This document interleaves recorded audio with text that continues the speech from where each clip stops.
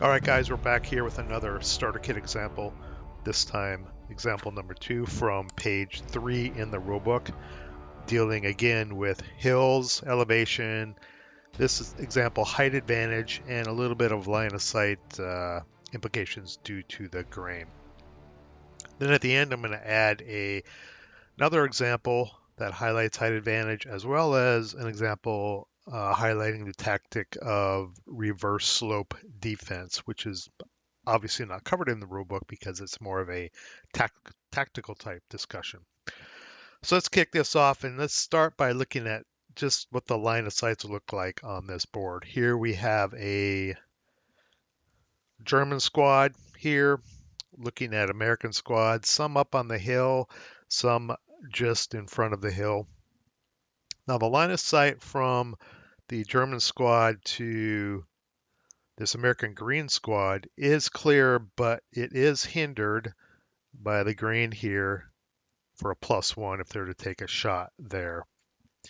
The line of sight up to this first line 666 American unit is also clear, but in this case, it is a +1 hindrance for height advantage, or +1 terrain effect modifier for height advantage due to crossing this crest line here. Note that the hindrance due to the grain here does not apply because the line of sight goes up one elevation and grain is not a hindrance to elevation going to a different, or line of sight going to a different elevation. So a shot up to this squad would have a +1 tem due to the height advantage of the crest line. Now, what about this other squad? Back up here, the German squad does not have a line of sight to that because the line of sight crosses this crest line and the unit is not directly in the hex formed by that crest line. It is actually back one hex. And you have to remember that, and it's not outlined in the starter kit rulebook, you have to remember that hills in ASL are abstracted. You have to look at them not as slopes, but as steps. So if we were to look at this hill here, right? I'm kind of reversing the view, but it looks something like that, right? And you've got your guys up here, and you maybe have some guys down here. And unless you're right on the edge, kind of adjacent to the lip of that step, you cannot see over it. So any unit that's not in the hex that forms that crest line, they're out of the line of sight of a unit at a lower elevation. Okay, so this line of sight is blocked due to that crest line and the American unit being back a hex from that crest line. Now what happens when these units start moving? Each time you cross a crest line going from a lower elevation to a higher elevation, you have to pay double the movement factor cost. So this green squad wants to move into this building up here, crossing this crest line. The cost of entering the building is 2. Doing it uphill is going to be 4 movement factors. If he were to move up here, moving in open ground is 1. Double 1 is 2 movement factors. And if he were to move up here, it would also be 2 movement factors. Now let's say while he does that, the German squad wants to take a shot at him as he does so during first fire. In normal situations, crest lines, because they are a height advantage tem, also negate first fire moving in the open most of the times. The time it does not is if the line of sight of the fire crosses the hex side crossed while moving to that higher elevation. So in this case, if this American squad moves up the hill and the German squad fires at it, there would be a -2 to the die roll modifier, assuming he's not using assault movement. It would be -1 for non-assault movement and -1 for moving in the open. He would not gain the advantage of height advantage because the fire crosses the hex side that he crossed as he's going up the hill. To highlight how this also works, is this if this 337 moves into that hex, it's currently out of the line of sight of the German, but if it moves into that hex, the German squad could first fire on it. But in this case, the moving 337 would get the height advantage because the fire is not crossing the hex side through which the squad moved. So it would get the height advantage, and it would only be non-assault movement, assuming it's using non-assault movement. Or if they assault moved into that hex, the die roll modifier would actually be +1 from fire from the German unit due to height advantage. Height advantage also negates interdiction in the same manner, exactly the same manner. Now let's look at this other example. I just added this green squad over here, and what he's going to do is he is going to assault move up to this level 1 hill, crossing the crest line, and the German squad is going to fire at him. What sort of die roll modifier would there be? Well, there would be no modifier because of assault movement. He did assault move, and there would be no modifier for moving in the open because he crossed this hex bind going up the hill, and the fire actually crosses this hex bind. So this squad would get the +1 height advantage, which would negate moving in the open. So by assault moving up there, this squad would attack at 4 +1 firepower. Now let's talk a little bit about reverse slope defense. I've massaged the setup here just slightly to show how this works. And this is a popular tactic in ASL, which leverages the fact that these hills in ASL are basically steps. They're abstracted as steps. So in this case, let's say it is the Germans' movement phase. Thus, it's going to be the Americans' first fire phase.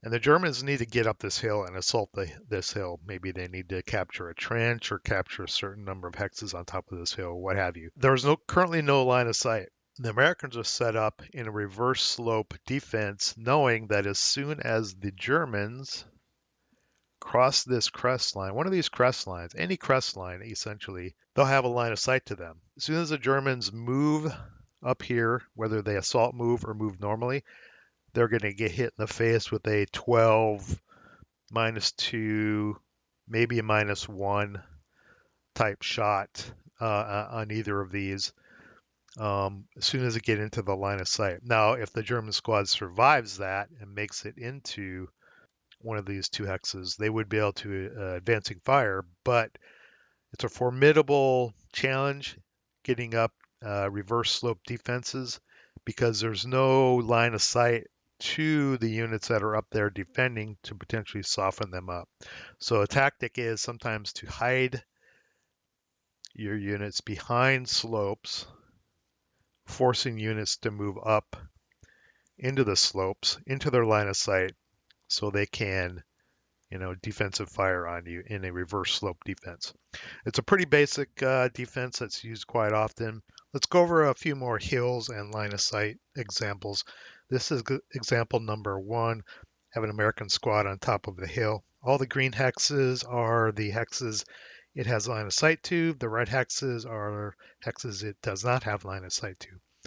And you can see it has line of sight to all of the hill hexes because it is on the same level as all the hill hexes. And it has line of sight to these adjacent hexes here because the line of sight crosses a crest line as it exits the hex. It cannot see this hex, for example, because it is directly behind this crest and this hill. And obviously it cannot see behind this building here. Okay, here's example 2, where we have this American Devil Squad smack dab in the middle of the hill. It is actually surrounded by hill hexes, and this is what I would call a reverse slope position. It can be used as a reverse slope defense. The only line of sights it has are to other level 1 hill hexes here and this hill over here, and of course its own hill. Because the line of sight leaving the hex does not cross a crest line before it leaves the hex, it cannot see any level 0 hex anywhere on the board. It's incapable of doing that. It cannot see over the lip, for want of a better word, of the hill, which represents the crest line. Now, it can see over to these hexes over here, which you notice are behind these brush hexes. Now, because the brush hexes are at the same level as the squad on a level 1 hill, those hindrances would apply to those hexes behind it, or to any units moving through those. It would negate moving in the open or interdiction because it is on the same level as this level 1 hill. But when you're on a hill and the hill hex does not have a crest line, about the only thing you can see are other level 1 hills in Starter Kit. Okay, in this example, we have a squad here in this building hex, and about the only thing it can see is the level 0 around it, kind of in this area, and basically the leading edge hills here of the hills next to it, because the line of sight crosses a crest line as it goes into the hill hex. It cannot see these other hill hexes because you can't see it. It's kind of hard to see, but the line of sight does not cross a crest line as it enters this hex. Same with these hexes. They're blocked because it is blocked by this hex and basically this hex. And obviously it cannot see behind the hills. It cannot see hexes that are behind crest line hills as well. Now, as a thought experiment, what happens if this squad were on a level 1 in that building? Obviously, there aren't level 1s in Starter Kit, but there are level 1s in full ASL. If that squad was up on the next floor, what would it be able to see? Well, it would also then be on a level 1. It would be like it would be on a hill. And it would be able to see basically all this green stuff that it would normally be able to see down on level 0. In addition, it would be able to see every level 1 hill hex now here. It would still not be able to see behind those hills because it would not have a height advantage over those. But if this had a level 1, like in full ASL, that would be just like it would be on a top of a level 1 hill. In this example 4, I'm just illustrating that you can still, again, only see the leading hexes of these hills because the line of sight crosses a crest line. You cannot see any of the hexes behind those hexes. And notice the interesting part of this is these orchards here. If you assume the orchards are in season, which is shown in this example, you cannot see these hexes here, these hill hexes. If you assume that these orchards were out of season, you would actually be able to see up through them to these 4 crestline hill hexes, but there would be a hindrance because these would be out of season. That's what I covered in Starter Kit example 1. That's one thing to note from this example is how in season and out of season orchards affects line of sight to, the first crestline series of hills that they are in front of. Okay. And this here is a quick reverse slope example. We have this German squad here in the building and the American squad. They do not have line of sights to each other. Not yet. So say the German squad moves up the hill here, moves out in the open and moves up the hill. They can see each other as soon as he enters this hill. But as soon as he does so, he expends 2 movement factors to enter that hex. The American squad can first fire on it with 6 firepower, and it could even subsequent first fire because it spent two movement factors there. And because they're at the same level, they're both on level 1, the German squad does not get the height advantage bonus, Remember, for height advantage, fire has to come from a lower elevation in order for it to be eligible for that. So this is how a reverse slope defense works. You set up where you can't, line of sight can't be seen. Enemy units move up into your line of sight and you basically blast them. They're not able to soften you up before you move up there in most situations. Let's take a look at some height advantage examples. Here we have two units. We have German Unit A, German Unit B. Now let's look at A first. Oh, and we have this American unit down here in the building. German Unit A wants to move up in this direction into K6, and the American fires. Would German Unit A get the height advantage TEM, which is +1? The answer is yes, it would, because the American unit firing, it does not cross the hex spine being crossed by the German unit, but it is being fired on at a higher elevation when it enters that hex, and the American unit is at a lower elevation. That's one of the requirements for height advantage. So this German unit would get +1 height advantage.